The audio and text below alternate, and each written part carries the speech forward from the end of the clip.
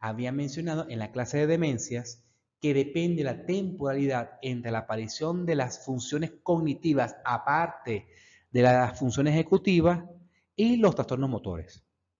Cuando el paciente tiene clínica motora parecido al Parkinson, ¿verdad? O manifestaciones de Parkinson, pero tiene alteraciones cognitivas menor a un año, entonces se define como una demencia por cuerpo Levy, 2 o más áreas cognitivas, ¿sí?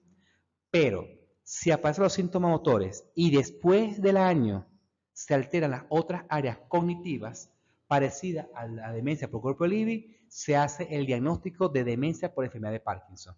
Entonces el punto clave es la aparición de los síntomas motores y áreas cognitivas comprometidas, parecidas al cuerpo Levy. Si es menor a un año, es demencia por cuerpo Levy. Si es más de un año, entonces demencia por enfermedad de Parkinson.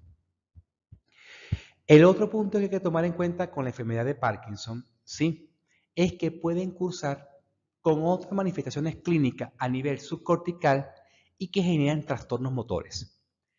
Cuando en consulta con ustedes, los futuros psicólogos, los pacientes, manifieste un trastorno psiquiátrico o una manifestación psiquiátrica, pero cursa con trastornos motores que justifican alteración de los núcleos de la base, probablemente esos síntomas psiquiátricos son atribuidos a patologías neurológicas. Por esa razón tienen que ser derivados al neurólogo y después derivados al neuropsicólogo para aplicar el test cognitivo adecuado con las conexiones córtico-subcortical. Con la similitud de la demencia por cuerpo Levy, la enfermedad de Parkinson también almacena cuerpos de Levy, pero no en la corteza cerebral, occipital y parietal. Se acumula en el mesencéfalo y en los núcleos de la base, ¿sí? Y no en la corteza, a diferencia de la demencia por cuerpo Levy.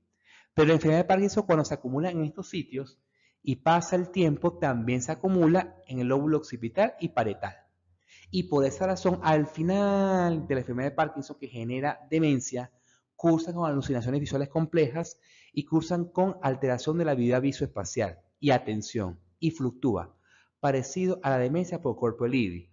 Y por esa razón, según la DSM-5, es que se orienta a, es una demencia por enfermedad de Parkinson o demencia por cuerpo Levy, y se hace la diferencia, la aparición de los síntomas motores y de los síntomas cognitivos menor o mayor a un año.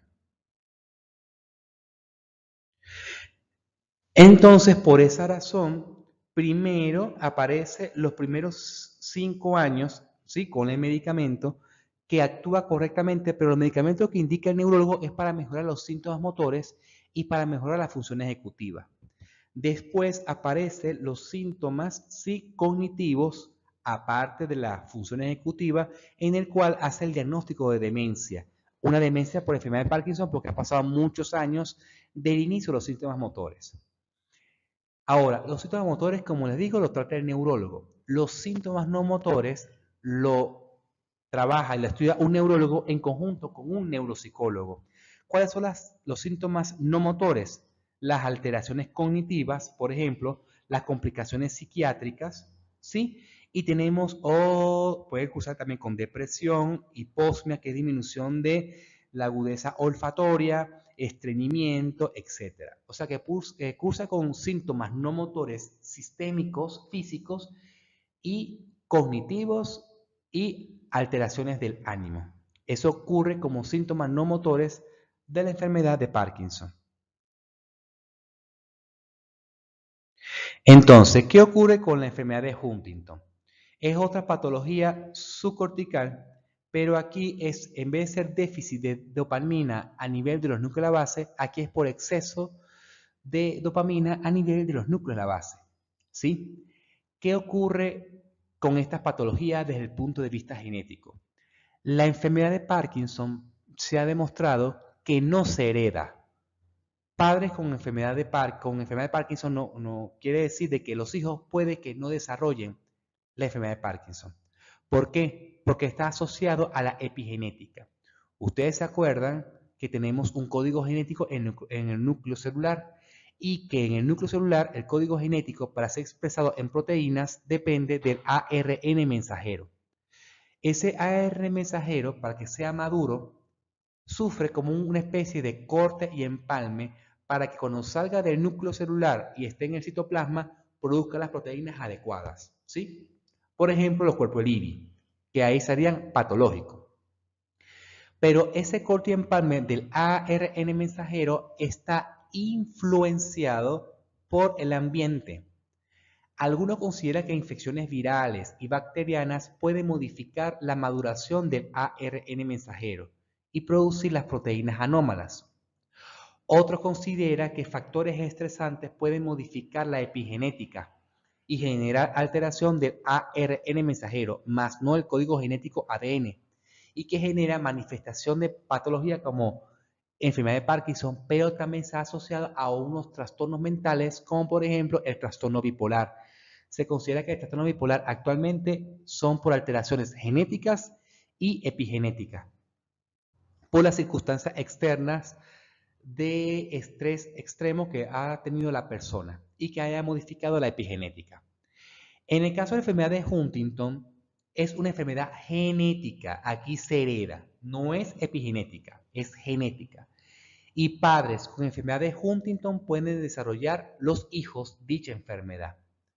Resulta que en el cromosoma 15, ¿sí?, el gen de la huntingtina contiene una tripleta de nucleótidos, que es el CAG, citosina, adenina y guanina, en ese orden, ¿ok? Esta tripleta en el cromosoma 15 se repite, pero todos tenemos el gen de la huntingtina repetida, pero menor a 28 repeticiones de la tripleta del CAG en el cromosoma 15. O sea que tenemos CAG, CAG, CAG repetitivo 28 veces o menor.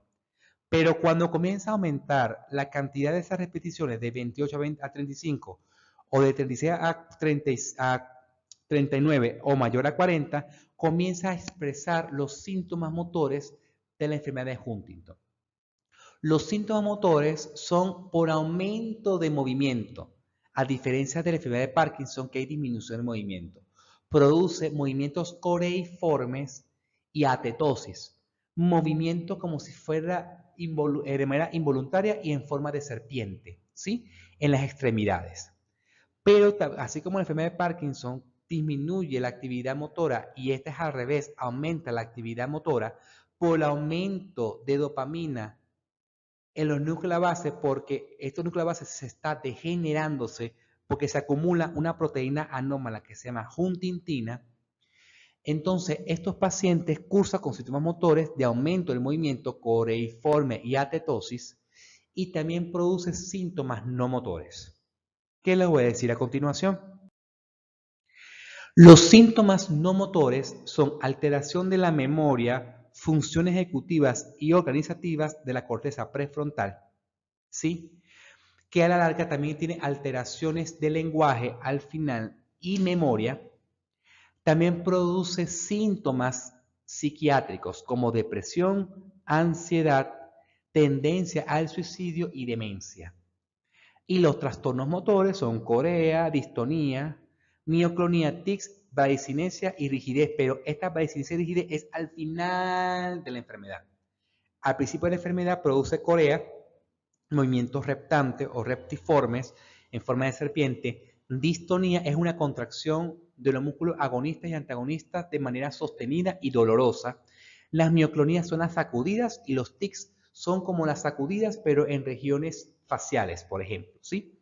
Todos ellos son trastornos en el movimiento, que lo puede ser evaluado por un neurólogo, por alteración de los núcleos de la base, por aumento de dopamina.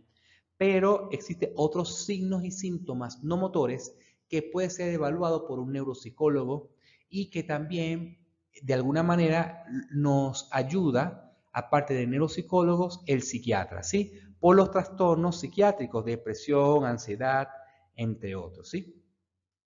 En la tendencia al suicidio se presenta al inicio de la enfermedad, porque hace conciencia de la enfermedad, de que tiene algo y cursa con depresión.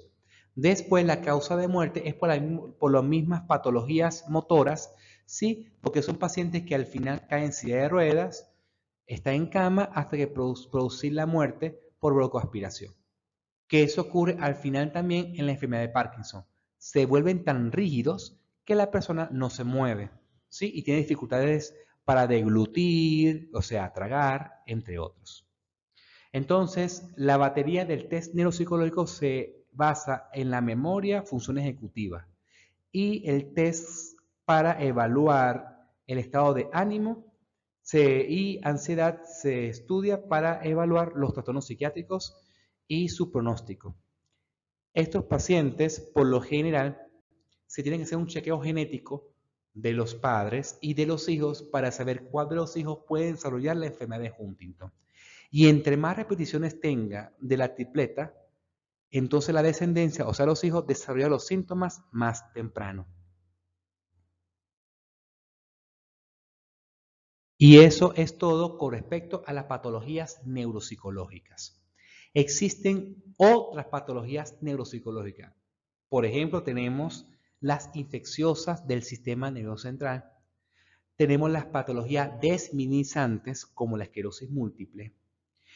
¿Sí? Y otras patologías neurológicas que sería imposible abordarlas todas en la parte de patologías neuropsicológicas. Pero lo importante aquí, en estas patologías neuropsicológicas, aparte de determinar la causa, es determinar las alteraciones cognitivas para aplicar el test neuropsicológico adecuado, que ese sería el primer diagnóstico. El segundo diagnóstico sería las áreas cerebrales que están involucradas. Y después viene el diagnóstico de la causa. ¿Sí? Les mencioné algunas, faltan otras. ¿Sí? Pero esas otras las van a adquirir a medida que van pasando en el transcurso de la carrera de psicología.